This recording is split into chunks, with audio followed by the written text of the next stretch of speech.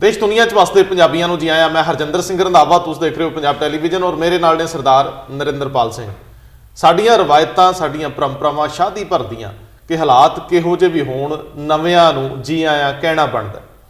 ये नवां साल है तो नवें साल का पहला दिन मुबारक बनता है, भावें पिछला साल वधिया नहीं रहा। असीं शाहीन तो ਸਿੰਘੂ तक तुर आए हैं, अज भी संघर्ष के राह ते हैं, लेकिन ਜਾਂਦਾ ਜਾਂਦਾ ਇਹ ਸਾਲ आखिरी महीने च मुहब्बत की वो तस्वीर पेश करके गया जिन्हें ना उम्मीदी खत्म की है। पंजाब के मत्थे ते सरापिया होने का लग्या कलंक धोता गया। हुण साडे परस्पर रिश्ते अगे नालों माने रखते हैं और साडे इस समाज की तस्वीर बदली है। पंजाब बदल रहा, अंगड़ाई लै रहा, ये असीं साक्षात देख लिया और मैनू लगता है कि ये इस सदी की सब तो वड्डी तब्दीली वापरी है जदों कट्ठे होके लड़न का जज्बा उबल पिया। सो हालात किहो जे भी ने, उम्मीद दे नाल इस नवें साल नूं जी आया। ते सरदार साहब, ये नवें साल का पहला सैगमेंट है, मैं तुहाडे नाल यही सांझ पाउणी है। फील किदां करदे हो अज, महसूस की करदे हो? देखो, कारण है कि देर रात तक जिहड़ा 31 दिसंबर की रात है, हर वार हुंदा कि जिन्नी आतिशबाजी चलती है, जिन्ना ढोल ढमका वजदा, पूरा वो ये कहा जाता जी एक नूं अलविदा दूजे नूं जी आया। लेकिन रात जिहड़ी खामोशी सी, खामोशी हर पासे, किसी पासे कोई रौला रप्पा नहीं। ਸਿੰਘੂ बार्डर भी बहुत शांत रहा, लेकिन उत्थे जिहड़े लोग एक दूजे दे नाल सिर जोड़ के बैठे सी, उन्हां दियां ਅੱਖਾਂ ਦੇ ਵਿੱਚ ਇੱਕ ਚਮਕ ਦੇਖਣ ਵਾਲੀ ਜ਼ਰੂਰ ਸੀ ਕਿ ਸਾਂਝੀ ਜਿਹੜੀ ਆਮ ਤੌਰ ਤੇ ਸਿਆਸਤ ਜਿਹੜੀ ਆ ਉਹ ਲੋਕਾਂ ਨੂੰ ਵੰਡਦੀ ਆ। ਸ਼ਾਇਦ ਸਾਡੇ ਮਤਲਬ ਜੀਵਨ ਕਾਲ ਦੌਰਾਨ ਇਹ ਪਹਿਲੀ ਵਾਰ ਆ ਕਿ ਲੋਕ ਆਪਸ ਵਿੱਚ ਹੀ ਬੈਠੇ ਨੇ, ਲੇਕਿਨ ਸਿਆਸਤਦਾਨ ਇੱਕ ਦੂਜੇ ਦੇ ਨਾਲ ਜਿਹਨੂੰ ਕਹਿੰਦੇ ਨੇ ਗੁੱਤੋ ਗੁੱਤੀ ਹੋਣ ਵਾਲੇ ਰਾਹ ਤੇ ਤੁਰੇ ਹੋਏ ਨੇ। ਸੱਥਾਂ ਦਾ ਕਨਸੈਪਟ ਮੁੱਕ ਗਿਆ ਸੀ ਤੇ ਪਿੰਡਾਂ ਦੇ ਵਿੱਚ ਮੁਹੱਬਤ ਮਿਸਿੰਗ ਸੀ। ਸਾਨੂੰ ਈਰਖਾ, ਸਾੜੇ ਇਹ ਲਫ਼ਜ਼ਾਂ ਨਾਲ ਨਵਾਜਿਆ ਜਾਣ ਲੱਗਿਆ ਸੀ ਤੇ ਅਸੀਂ ਮਹਿਸੂਸ ਵੀ ਕਰਦੇ ਸੀ ਕਿ ਹੁਣ ਇੱਥੋਂ ਦੌੜ ਜਾਣ ਦੀ ਕਾਹਲ ਦੇ ਵਿੱਚ ਅਸੀਂ ਬਹੁਤ ਕੁਝ ਛੱਡ ਰਹੇ ਹਾਂ। ਲੜਨ ਦਾ ਜਜ਼ਬਾ ਮਰ ਰਿਹਾ ਸੀ। ਲੇਕਿਨ ਇਸ ਸਾਲ ਨੇ, ਜਿਹੜਾ ਸਾਲ ਕਰੋਨਾ ਦਾ ਡੰਗਿਆ ਸੀ, ਜਿਹਨੇ ਸਾਰੇ ਤਰ੍ਹਾਂ ਦੇ ਕਾਰੋਬਾਰ ਰੋਕਤੇ, ਜਿਹਨੇ ਜੀਵਨ ਚਾਲ ਹੀ ਮੁਕਾਤੀ, ਉਹਨੇ ਪੰਜਾਬ ਜੀਂਦਾ ਕਰਤਾ ਹੈ। ਇਹੋ ਜਿਹੇ ਇਤਿਹਾਸਕ ਪਲ ਕੈਦ ਕਰ ਲੈਣੇ ਚਾਹੀਦੇ ਚੇਤਿਆਂ 'ਚ। ਸੋ ਜਦੋਂ ਅਸੀਂ ਸਿਆਸਤ ਵੱਲ ਨੂੰ ਤੁਰਾਂਗੇ ਤੇ ਬੀਤੇ ਸਾਲ ਦੇ ਵਿੱਚ ਉਹ ਸਾਰਾ ਕੁਝ ਵਾਪਰਿਆ। ਅਕਾਲੀ ਦਲ ਦੀ ਟੁੱਟ ਭੱਜ ਬੜੀ ਤੀਬਰ ਗਤੀ ਨਾਲ ਵਧੀ। ਕਾਂਗਰਸ ਦੇ ਵਿੱਚ ਕੁਝ ਵੀ ਨਵਾਂ ਨਹੀਂ ਹੋਇਆ। ਕੈਪਟਨ ਅਮਰਿੰਦਰ ਸਿੰਘ ਆਪਣੇ ਪਰਚਰਚਿਤ ਅੰਦਾਜ਼ ਅਨੁਸਾਰ ਖਾਮੋਸ਼ ਹੀ ਰਹੇ, ਉਦਾਸੀਨ ਰਹੇ। ਔਰ ਬੀਜੇਪੀ ਨੇ ਬਹੁਤ ਸਾਰੇ ਗਲਤ ਫੈਸਲੇ ਲਏ, ਲੇਕਿਨ ਜਦੋਂ ਪੰਜਾਬ ਦਾ ਨਾਂ ਵਿੱਚ ਆਇਆ, ਖੇਤਾਂ ਦਾ ਨਾਂ ਆਇਆ, ਤੇ ਫਿਰ ਖੇਤਾਂ ਦੇ ਵਿੱਚ ਅੱਧ ਸੁੱਤੇ ਲੋਕ ਜਾਗ ਪਏ। ਹੁਣ ਸਵਾਲ ਇਹ ਆ ਕਿ ਸਿਆਸਤ ਨੂੰ ਬਹੁਤ ਸੰਭਲ ਕੇ ਚੱਲਣਾ ਪਊ। 2022 ਤੋਂ ਪਹਿਲਾਂ ਇਹ ਵਰ੍ਹਾ ਜਿਹਦੇ 'ਚ ਅਸੀਂ ਪੈਰ ਧਰ ਲਿਆ, ਇਹ ਬੜਾ ਫੈਸਲਾਕੁਨ ਹੋਣ ਵਾਲਾ, ਇਹਨੇ ਬੜਾ ਨਿਰਣਾਇਕ ਭੂਮਿਕਾ 'ਚ ਆਉਣਾ ਹੈ। ਅੱਜ ਵੇਖਣਾ ਹੋਊਗਾ ਕਿ ਸਾਡੇ ਨੌਜਵਾਨ ਕਿੰਨੇ ਇਸ ਸਿਸਟਮ ਨੂੰ, ਜਿਸ ਵਿਵਸਥਾ ਦੇ ਵਿੱਚ ਅਸੀਂ ਜੀਣਾ ਹੈ, ਉਹਨੂੰ ਬਦਲਣ ਲਈ ਕਿੰਨੇ ਅੱਗੇ ਔਲਦੇ ਨੇ। ਆ ਸਿਆਸਤਦਾਨਾਂ ਨੇ ਤੇ ਅੱਜ ਵੀ ਸਰਗਰਮੀ ਉਵੇਂ ਰੱਖ ਲਈ ਜਿਵੇਂ ਕੁਝ ਹੋਇਆ ਹੀ ਨਹੀਂ ਹੁੰਦਾ। ਦੇਖੋ, ਅੱਜ ਜਿਹੜੀ ਮੇਨ ਮੁੱਖ ਖਬਰਾਂ ਇਹ ਨੇ ਉਹ ਇਹੋ ਹੀ ਨੇ ਕਿ ਸਰਦਾਰ ਪ੍ਰਕਾਸ਼ ਸਿੰਘ ਬਾਦਲ ਜਿਹੜੇ ਕਿ ਸਿੱਖ ਸਿਆਸਤ ਦੇ ਘਾਗ ਜਰਨੈਲ ਮੰਨੇ ਜਾਂਦੇ ਨੇ, 5 ਵਾਰੀ ਮੁੱਖ ਮੰਤਰੀ ਰਹੇ ਨੇ, ਉਹ ਕਹਿ ਰਹੇ ਨੇ ਕਿ ਹੁਣ ਅਸੀਂ ਇੱਕ ਕਾਂਗਰਸ ਤੇ ਭਾਜਪਾ ਦੇ ਬਰਾਬਰ ਦੇ ਉੱਤੇ ਇੱਕ ਨਵਾਂ ਫਰੰਟ ਖੜਾ ਕਰਨਾ। ਮੈਂ ਥੋੜਾ ਜਿਹਾ ਤੁਹਾਨੂੰ ਦਰੁਸਤ ਕਰ ਦਿਆਂ ਜੀ। ਜਦੋਂ ਤੁਸੀਂ ਇਹ ਲਕਬ ਪ੍ਰਕਾਸ਼ ਸਿੰਘ ਬਾਦਲ ਲਈ ਦਿੰਦੇ ਹੋ ਜੀ, ਸਰਦਾਰ ਤਾਂ ਹਰੇਕ ਨੂੰ ਕਹਿਣਾ ਹੀ ਬਣਦਾ ਹੈ, ਬਿਲਕੁਲ, ਲੇਕਿਨ ਜੀ ਲੋਕਾਂ ਦਾ ਰਿਐਕਸ਼ਨ ਇਹ ਆ ਕਿ 5 ਵਾਰੀ ਦੀ ਮੁੱਖ ਮੰਤਰੀਸ਼ਿਪ 'ਚ ਇਸ ਖਿੱਤੇ ਨੂੰ, ਇੱਥੇ ਦੇ ਲੋਕਾਂ ਨੂੰ ਕੁਝ ਨਾ ਮਿਲਿਆ ਤੇ ਅਸੀਂ ਨਿਗਰਦੇ ਗਏ। ਸੋ ਲੋਕ ਖੁਸ਼ ਨਹੀਂ ਹੁੰਦੇ, ਔਖੇ ਹੁੰਦੇ। ਦੇਖੋ, ਲੋਕ ਬਿਲਕੁਲ ਸਹੀ ਆ, ਲੇਕਿਨ ਜਿਹੜੇ ਲਕਬ ਨੇ ਉਹ ਵੀ ਲੋਕਾਂ ਦੇ ਹੀ ਦਿੱਤੇ ਹੋਏ ਲਕਬ ਨੇ ਜੀ। ਲਕਬ ਵੀ ਲੋਕਾਂ ਦੇ ਦਿੱਤੇ ਹੋਏ ਨੇ ਜੀ। ਸਾਡੀ ਮਜਬੂਰੀ ਆ ਕਿ ਸਾਡੇ ਕੋਲ ਜਿਸ ਮੰਚ ਤੇ ਅਸੀਂ ਬੈਠੇ ਆ, ਅਸੀਂ ਕਿਸੇ ਦੇ ਸਤਿਕਾਰ ਨੂੰ ਘਟਾ ਕੇ ਨਹੀਂ ਦੇਖ ਸਕਦੇ ਜੀ। ਜੋ ਲੋਕਾਂ ਦਾ ਦਿੱਤਾ ਉਹ ਵਾਪਸ ਮੁੜੀ ਜਾ ਰਹੇ। ਲੇਕਿਨ ਹੁਣ ਸਵਾਲ ਇਹ ਆ ਕਿ ਤੁਸੀਂ 2019 ਦੀ ਗੱਲ ਕੀਤੀ ਸਾਰੇ ਦੀ 2017 ਤੋਂ ਬਾਅਦ 2019 ਦੀ ਆਖਰੀ ਰਾਤ ਤੱਕ ਇੱਕ ਲੰਬੀ ਚੁੱਪ ਜਿਹੜੀ ਆ ਉਹ ਅਗਰ ਕਿਸੇ ਸ਼ਖਸ ਦੇ ਨਾਂ ਦੇ ਹੁੰਦੀ ਤੇ ਉਹਦਾ ਨਾਂ ਪ੍ਰਕਾਸ਼ ਸਿੰਘ ਬਾਦਲ ਹੈ। ਹਾਂ, ਬਹੁਤ ਮੌਕੇ ਆਏ ਜਦੋਂ ਬੋਲਣਾ ਬਣਦਾ ਸੀ, ਜਦੋਂ ਆਪਣੇ ਲੋਕਾਂ ਦਾ ਦਿੱਤਾ ਰਿਣ ਕਰਜ਼ਾ ਜੀ। ਅਦਾ ਕਰਨਾ ਸੀ, ਬਿਲਕੁਲ। ਦਿੱਤੀਆਂ ਬਾਦਸ਼ਾਹੀਆਂ ਨੂੰ ਵਾਪਸ ਕਰਨਾ ਸੀ ਕੁਝ ਦੇ ਕੇ, ਜੀ। ਉਦੋਂ ਤੁਸੀਂ ਚੁੱਪ ਧਾਰ ਗਏ। ਉਦੋਂ ਤੁਸੀਂ ਕਿਹੜੇ ਡਰਾਂ 'ਚ ਡਰ ਗਏ ਪਤਾ ਨਹੀਂ ਲੱਗਿਆ। ਔਰ ਅਚਨਚੇਤ ਜਦੋਂ ਤੁਸੀਂ ਭਾਜਪਾ ਦੀ ਗੱਲ ਕੀਤੀ 2019 ਦੀ ਗੱਲ ਕੀਤੀ ਤੇ ਤੁਸੀਂ ਦੂਜੀਆਂ ਪਾਰਟੀਆਂ ਦੀ ਗੱਲ ਕੀਤੀ, ਮੈਨੂੰ ਮਹਿਸੂਸ ਹੋਇਆ ਕਿ ਭਾਜਪਾ ਦਾ ਜਿਵੇਂ ਕਹਿੰਦੇ ਪੰਜਾਬੀ ਕਹਿੰਦੇ ਨੇ ਕੜ ਟੁੱਟ ਜਾਣਾ ਅਚਨਚੇਤ ਹੀ ਸੱਤਾ ਸੀਗੀ ਜੀ। ਅਚਨਚੇਤ ਲੱਗਾ ਕਿ ਅਸੀਂ ਹੁਣ ਬਿਲਕੁਲ ਨਿਹੱਥੇ ਜਿਹੇ ਹੋ ਗਏ ਆ, ਸਾਨੂੰ ਆਪਣਾ ਘਰ ਨਵੇਂ ਸਿਰੋਂ ਬਣਾਉਣਾ ਪਏਗਾ ਪੰਜਾਬ ਦੇ ਵਿੱਚ। ਜੀ। ਔਰ ਹੁਣ ਜਿਹੜੀ ਅੱਜ ਨਵੇਂ ਸਾਲ ਦੇ ਵਿੱਚ ਜਿਹੜੀ ਖਬਰ ਆ ਜੀ। ਕਿ ਆਉਣ ਵਾਲੇ 5-7 ਦਿਨ ਦੇ ਅੰਦਰ ਸਾਹਿਬ ਪ੍ਰਕਾਸ਼ ਸਿੰਘ ਬਾਦਲ ਵੱਖ-ਵੱਖ ਮੁੱਖ ਮੰਤਰੀਆਂ ਨੂੰ, ਵੱਖ-ਵੱਖ ਸਿਆਸੀ ਪਾਰਟੀਆਂ ਦੇ ਜਿਹੜੇ ਮੁਖੀ ਨੇ ਉਹਨਾਂ ਨੂੰ ਲੈ ਕੇ ਕੋਈ ਮੰਚ ਤਿਆਰ ਕਰ ਰਹੇ ਨੇ ਜਿਹੜਾ ਸੂਬਿਆਂ ਦੀ ਆਰਥਿਕਤਾ ਦੀ ਚਿੰਤਾ ਕਰੇਗਾ। ਹਿੰਦੁਸਤਾਨ ਟਾਈਮਸ ਵਰਗੀ ਵੱਡੀ ਅਖਬਾਰ ਆਪਣੇ 5 ਨੰਬਰ ਪੇਜ ਦੇ ਉੱਤੇ ਇੱਕ ਸਟੋਰੀ ਅੰਕਿਤ ਕਰ ਰਹੀ ਹੈ ਕਿ ਬਾਦਲ ਸਰਗਰਮ ਹੋਣਗੇ ਤੇ ਨੈਸ਼ਨਲ ਰਾਜਨੀਤੀ 'ਚ ਕਾਂਗਰਸ ਤੇ ਬੀਜੇਪੀ ਦੇ ਖਿਲਾਫ ਇੱਕ ਤੀਜਾ ਫਰੰਟ ਖੜਾ ਕਰਨ ਦੀ ਕੋਸ਼ਿਸ਼ ਕਰਨਗੇ, ਕਿਉਂਕਿ ਪਿਛਲੇ ਦਿਨਾਂ ਦੇ ਵਿੱਚ ਚੰਦੂ ਮਾਜਰਾ ਦੀ ਅਗਵਾਈ 'ਚ ਜਿਹੜੇ ਵਫਦ ਵੱਖ-ਵੱਖ ਖੇਤਰੀ ਪਾਰਟੀਆਂ ਦੇ ਆਗੂਆਂ ਨੂੰ ਮਿਲੇ, ਜਿਨ੍ਹਾਂ 'ਚ ਮਮਤਾ ਬੈਨਰਜੀ ਦੀ ਪਾਰਟੀ ਦੇ ਆਗੂ ਸੀ ਔਰ ਉਦਵ ਠਾਕਰੇ ਸੀਗੇ, ਸ਼ਰਦ ਪਵਾਰ ਤੇ ਬਾਕੀ ਹੋਰ, ਉਹਨਾਂ ਵੱਲੋਂ ਇਹ ਮੰਗ ਕੀਤੀ ਗਈ ਸੀ ਕਿ ਇਸ ਮੌਕੇ ਤੇ ਵੱਡੇ ਬਾਦਲ ਸੁਖਬੀਰ ਸਿੰਘ ਬਾਦਲ ਦੇ ਪਿਤਾ ਸਾਬਕਾ ਮੁੱਖ ਮੰਤਰੀ ਪ੍ਰਕਾਸ਼ ਸਿੰਘ ਬਾਦਲ ਅਗਵਾਈ ਕਰਨ ਤੇ ਤਾਂ ਕੁਝ ਗੱਲ ਬਣ ਸਕਦੀ ਹੈ। ਇਹੀ ਖਬਰ ਦਾ ਤੱਤ ਸਾਰਾ ਬਿਲਕੁਲ।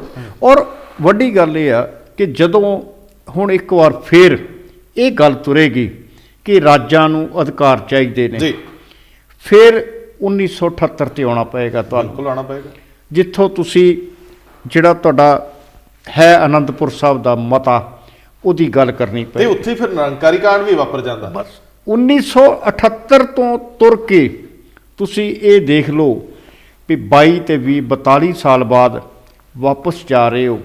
ਕੀ ਇਹ ਕਿਸੇ ਸਿਆਸੀ ਪਾਰਟੀ ਦੀ ਪ੍ਰਾਪਤੀ ਆ ਜਾਂ ਉਹਦਾ ਮੁੜ ਵਾਪਸੀ ਵਾਲਾ? ਲੇਕਿਨ ਮੈਂ ਸਰਦਾਰ ਸਾਹਿਬ ਤੁਹਾਡਾ ਧਿਆਨ ਇੱਕ ਹੋਰ ਖਬਰ ਵੱਲ ਦਿਵਾਉਣਾ ਚਾਹੁੰਦਾ ਜਿਹੜੀ ਪੰਜਾਬ ਦੇ ਵਿੱਚ ਵੈਸੇ ਤਾਂ ਉਹ ਕਾਫੀ ਸਟੇਟਾਂ 'ਚ ਹੈ, ਹਿੰਦੀ ਦੀ ਵੱਡੀ ਅਖਬਾਰ, ਉਹਨੇ ਬਠਿੰਡੇ ਦੇ ਵਿੱਚ ਸੁਖਬੀਰ ਸਿੰਘ ਬਾਦਲ ਵੱਲੋਂ ਇੱਕ ਜਿਹੜੀ ਵਰਕਰ ਰੈਲੀ ਸੀ ਜਾਂ ਵਰਕਰ ਦੀ ਮੀਟਿੰਗ ਸੀ, ਉਹਦੇ ਵਿੱਚ ਮੱਥੇ ਤੇ ਹੱਥ ਰੱਖਿਆਂ ਦੀ ਫੋਟੋ ਵਿਖਾਈ ਬੜੇ ਉਦਾਸ ਲਹਿਜੇ 'ਚ। ਸਹੀ ਗੱਲ। ਜਿਹਦੇ ਵਿੱਚ ਉਹਨਾਂ ਨੇ ਕੈਪਸ਼ਨ ਵੀ ਬੜੀ ਦਿਲਚਸਪ ਦਿੱਤੀ ਹੈ। ਖਬਰ ਨਹੀਂ ਹੈ, ਸਿਰਫ ਫੋਟੋ ਦੇ ਥੱਲੇ ਕੈਪਸ਼ਨ ਲਾਇਆ ਔਰ ਕੈਪਸ਼ਨ ਬੜੇ ਵੱਡੇ ਅਰਥ ਰੱਖਦੀ ਹੈ, ਜਿਹਦੇ ਵਿੱਚ ਉਹ ਕਹਿੰਦੇ ਕਿ ਲੀਡਰ ਤਕਲੀਫ 'ਚ ਸੀ, ਪਰੇਸ਼ਾਨੀ ਮਹਿਸੂਸ ਕਰਦੇ ਸੀ, ਚਿਹਰਿਆਂ ਤੇ ਰੌਣਕ ਨਹੀਂ ਸੀ।